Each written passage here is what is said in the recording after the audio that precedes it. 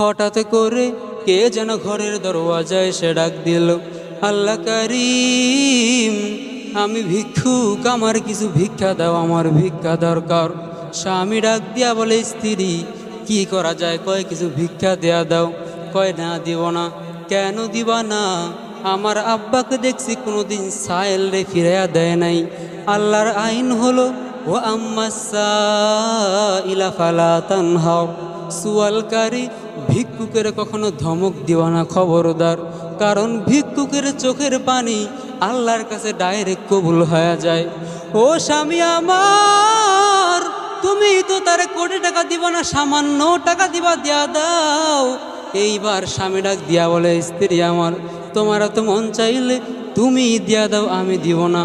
এই কথা বলিয়া স্বামী ভিক্ষুকটারে ঘাড় ধাক্কা দিয়া ঘর থেকে বের করে দিল। ভিক্ষুক রাস্তায় যে আল্লাহর কাছে হাত উঠিয়া দোয়া করে, মালিক, আজ ভিক্ষুক বলে কেউ দাম দেয় না। আয় আল্লাহ, সে আমারে টাকা দিবে না বললেই তো হয়ে যাইতো, সে আমারে ঘাড় ধাক্কা দিয়া ঘর থেকে বের করার কি দরকার ছিল? আয় আল্লাহ, তোমার কাছে আমি বিচার দিলাম, আয় আল্লাহ তুমি তার বিচার করে দিও। এই কথা বলিয়া ভিক্ষুক তার মতন নিজ দায়িত্বে হাঁটা শুরু করলো তার গন্তব্যের উদ্দেশ্যে।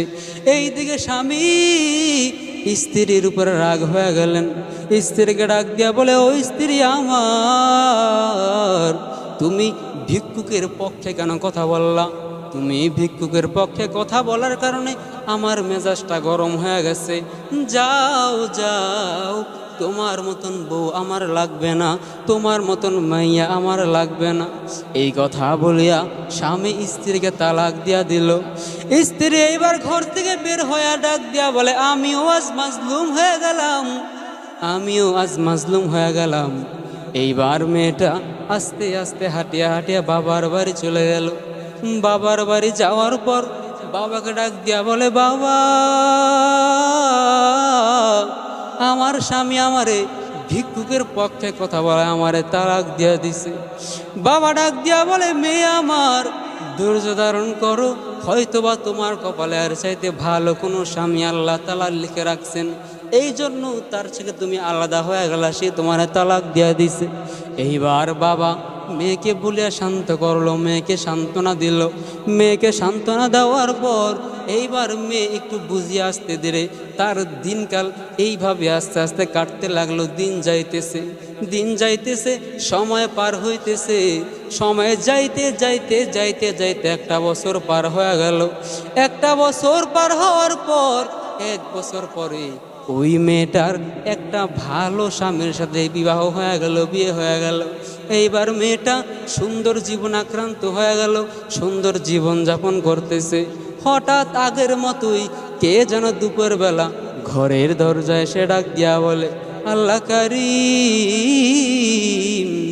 আমার ভিক্ষা দাও, আমি আজ 3 দিন ধরে না খেয়ে আছি। এইবার স্বামী স্ত্রীকে ডাক দিয়া বলে, ও স্ত্রী আমার, যাও যাও, ঘরের মধ্যে গিয়ে দেখো কোনো খাবার আছে কিনা। এইবার স্ত্রী ঘরের মধ্যে গিয়ে যা খাবার ছিল সব কিছু ভিক্ষুকের সামনে দিল। এইবার ভিক্ষুক মনের সুখে খাবার খাইতেছে, স্বামীর সাথে ভিক্ষুক গল্প করতেছে, গল্প করতেছে। হঠাৎ করিয়া স্ত্রীর নজর অজান্তে ভিক্ষুকের দিকে চলে গেল।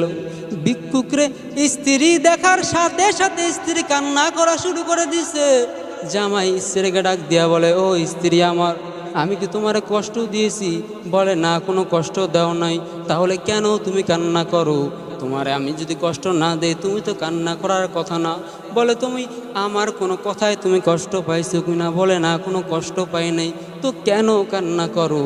এইবার এই স্ত্রী ওই ভিক্ষুকের গল্পটা শোনাইলো। ডাক দিয়া বলে, আমার চোখ অজান্তে ভিক্ষুকের দিকে চলে গেছে। ভিক্ষুকের দিকে আমার চোখ যাওয়ার পর আমি জানো আল্লাহর কুদরত দেখে ভয় পেয়ে গেলাম।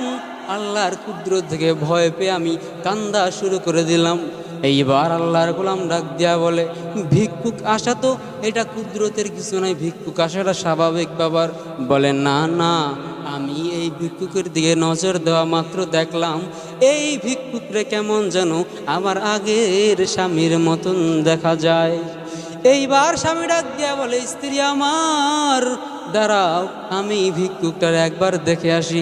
এইবার আল্লাহর গোলাম ভিক্ষুকটারে দেখলেন, ভিক্ষুকটারে দেখিয়া আল্লাহর গোলাম ডাক দিয়া বলে, হ্যাঁ মাওলা পাকের কুদরত বড় কঠিন। বলে তোমার এই স্বামী ছিল আগে? বলে হ্যাঁ। কেন তালাক দিছে? বলে একদিন আমার ঘরে ভিক্ষুক আসছিল, আমি ভিক্ষুকের পক্ষে কথা বলে আমার স্বামী আমারে তালাক দিয়া দিছে।